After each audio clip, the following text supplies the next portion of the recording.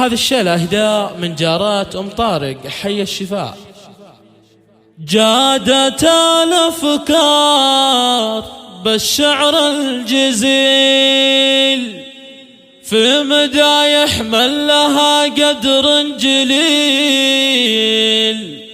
ام طارق فخرها شب الفتيل كاملة بأوصافها وزين الخصال.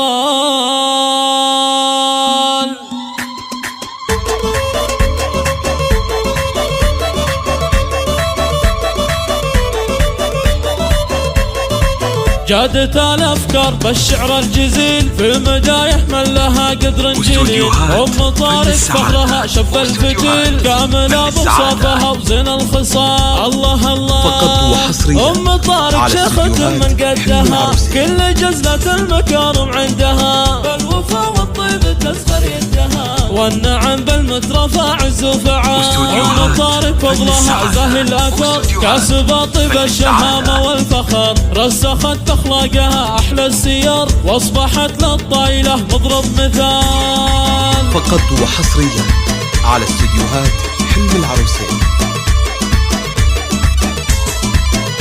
فقط وحصريا بنات ام طارق الغيد الحسان فارقات بالمزايا والمعان. كل اوصاف الحلا فيهن تبان بالغلا يزهد واحساس الدلال. جارة ام طارق حي الشفاء هالقوافي والمحبة والوفاء. صيدها فوق النوايف رفرفا يا عساها شامخة في كل حال.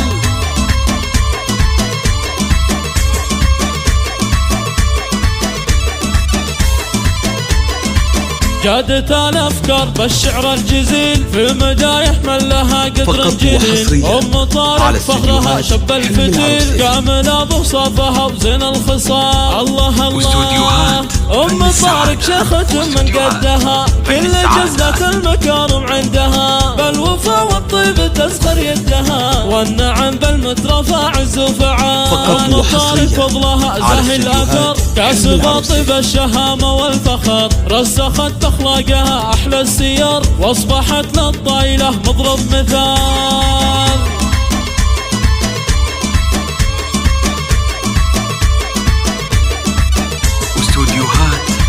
بنات ام طارق الغيد الحسان فارقات بالمزايا والمعان. كل اوصاف الحلا فيهن تبان بالغلا يزهد واحساس الدلال. جارة ام طارق حي الشفاء هالقوافي والمحبة والوفاء. صيدها فوق النوايا